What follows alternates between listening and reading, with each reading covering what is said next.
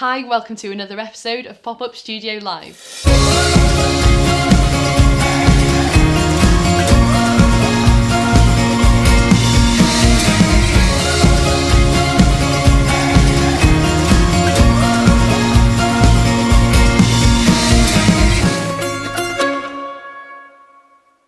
Hi, you're watching Pop-Up Studio Live, and my guest today on Do What You Love is Pam Morris, who owns a luxury B&B in near Whitchurch. Near Whitchurch, that's right, yes. It's called Willington Lodge. That's it. So amazing that some people can commute to their job every day. I currently live in London. It takes you an hour to get to work in the morning, and you just wake up at work. Yeah. And how does that feel? Well, it's amazing. I open my curtains, see my horses in the paddock, and then make my way down to greet my guests and cook for them in the morning. So, yes, it couldn't be easier, really. I'd love that. Yeah. We've just been talking about your B&B, and I actually just want to move in. What started it off?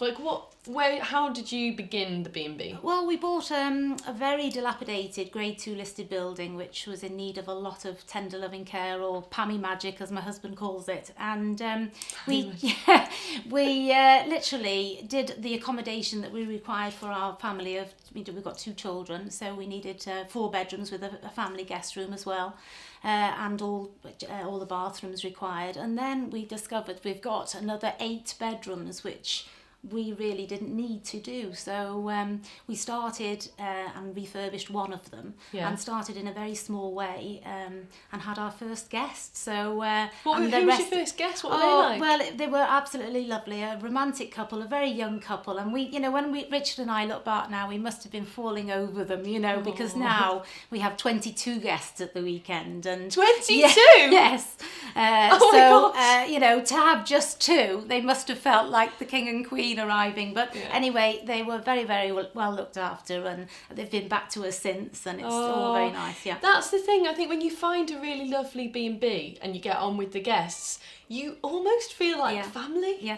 Well, I think the environment that we create at home is very much when they're with us, they're coming to live with us in our home, and that is from the moment they arrive. They have a fresh, baked cake and coffee and tea as they arrive. Whoa, now. So tell me more about the cake. Lemon drizzle. Oh, I'm coming to stay. Yeah, carrot cake, whatever you want. So I love cooking, and it's something that I can use my culinary skills, put that into action. You can always tell when someone's can create culinary delights if they've got an Arga. And I read Arga and I was like, I know this woman can cook. The Arga's the heartbeat of the house. So when we moved in and it was totally derelict, I think we had the Arga, we had one shower and working toilet and our bedrooms, and that was it. Yeah. So we created everything else from that point on. So the Arga is very important. What's your the dish that you really like to cook? Have you got one?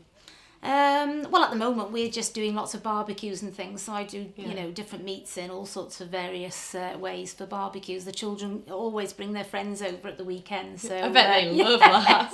So you have 22 guests around the breakfast table as well? Yes, we do. Wow. So it's really lovely, and actually it's amazing how people get on with each other. They don't know each other, but the conversations we've had, I remember once we had 3 couples, and they stayed for 2 hours around the breakfast table chatting, and now they come back annually. The same week that they met, they now become friends, and they come back annually and do the same. Wow. But now they go off on the excursions and do it together. So from our B&B, we've just created wonderful friendships, really. Yeah, it's good. That's lovely. Yes, and you're on Facebook, so everyone can connect through there. Yes, that's right. And we were talking before about the setting something up, the reward you get when you start with somewhere that needs doing up, and then you have the finished product. How did it feel when you saw it all finished?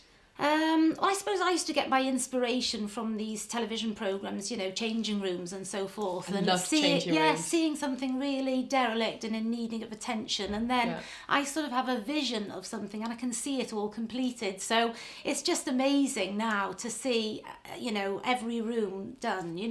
My taste is very sort of very neutral, really, neutral shades. And also we used to have a property in the south of France, so my taste is French. So and I think that whereabouts in south of France was it? In Biot, so it's just in between Antibes and Nice. Yeah. And so we brought a lot of the furniture back. So that was my starting point to create the ambience that we have in the house. So you can get a bit of a French feel there definitely, as well. yes, Gorgeous. With all the lavender and things in the courtyard, it just really looks I as love if the smell of lavender. Yes. Oh, I went really high there.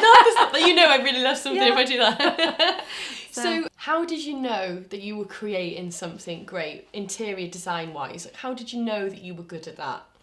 I think when the house before this one, we did up, and the lady that came to buy it, she walked into the house and she said, yes, this is the house I want to buy. I haven't seen anything that I like better than this. So, but she said, the only thing is I want everything in it. And when I say everything, I mean everything. Beds and, dining room tables, chairs, sofas, pictures on the wall, literally everything. We packed up our personal things and walked out through the door. You left it all? Yes. Amazing. And so basically she literally liked our style, and the house, I'm sure, looks very similar to the day that we left, still, because it was all new. So she just loved the style. So I suppose that gave me a little bit of inspiration to set upon another project. Yeah. And this has been vast in comparison, because obviously, we've got sort of some 10, 11 bedrooms now. So it's been a major project. But still, I just do them one room at a time and, complete it and then start on the next one. So they're all styled differently. I was going to ask you, have you got, this was such a huge project, but have you got the desire to set up another one, or have you got another project in mind? Well, thereby lies a story. We've actually bought another premises, which is the Plough in Llandegla, which is where where I grew up, actually. So that's looking very, very tired. And, you're going to do the whole thing again? So for my sins, yes, we've bought that, and we're just going to strip it back and create a 5-star luxury, business from there again. Brilliant. Yes, we'll have the caravan park and glamping pods and tents, the same as we have at Wellington. I'd like to try out these glamping pods. Are they a bit more spacious inside than they look? Well, it depends. I mean, it depends how large you want them, but generally we're going to have the ones that have their own, facilities in. Yeah. So you'll be in next to Coed Llandegla, which is the big cycling centre, and you'll have those beautiful views of all the forests, through your doors. So that's our next project. We're just still in the very early stages with the architects and all the tradespeople at the moment, but that's going to start in the next month. Yeah.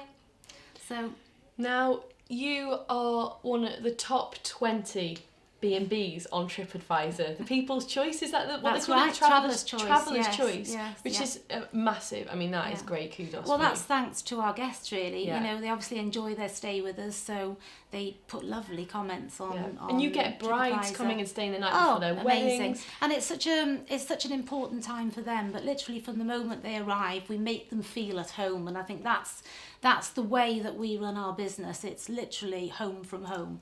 But you've got to be a people person to do that. I love people, absolutely. Because not everyone wants 22 strangers in their house at the weekend, You've got to love people to do that. You have, do you think that's the same with business? Do you think in business you have to have a certain talent as a person to... Well, I think really, whatever, my advice to anybody going into business, if you love what you do, you'll never ever go to work again in your life. And that's exactly how I feel. I know, it might seem bizarre, 22 people in the house, but I literally get up in the morning and love the challenge of the day. You're making the breakfast and meeting and greeting people and, organising them trips. We've got people from Qatar staying with us at the moment, and, I've organised them a day's itinerary with a driver. You're doing more than running a B&B. You're like being an events organiser. It is more than a B&B, really, it is. But, so they're off for the day and they're seeing, our beautiful sights. We've got such a lot in this area. Yeah. So more than people realise. And they think of Wrexham as just being just the town centre in Eagles Meadow, but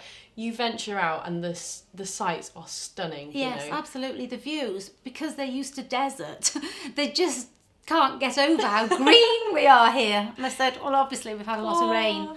But and they're from Qatar, you never know who's going to come from where each week. I know. Amazing. So how do they find us? I don't know. Well, that leads me to my next question. Where can people find you? Well, we have a good website, but obviously, a lot of the search engines now will take you through to bookings.com or Tripadvisor, or, you put a 5-star B&B and we will definitely pop up in an area. Willington Lodge, they'll find you. Well, not necessarily. If you were to put it in a localised area, even Wrexham or Whitchurch or Chester, it will give you a selection of 2 or 3 different ones. Great. And we're one of those. Okay. So really, and you're on Facebook as well? You're on Facebook. We are, yes. Yeah. Yes. So you're facebook.com/ Willington Lodge. Yes. People can read reviews on there and see pictures and all the rest of it. Absolutely. Amazing. And our own website, of course, that's got all the photographs and also guests' photographs, how they've found their stay. Because sometimes you can get a few people that are like really hot on Instagram and they can just take a picture of the place and gives it a different And sometimes I look at the photograph and say, gosh, is that here? Because it might be a different angle to what I've seen or noticed. Snazzy filter on top of it. Thanks for being on our pop-up studio today, Pam. If you want to find out anything else, just visit her website. It's willingtonlodge.co.uk. Thank you. It's been a pleasure. Thanks.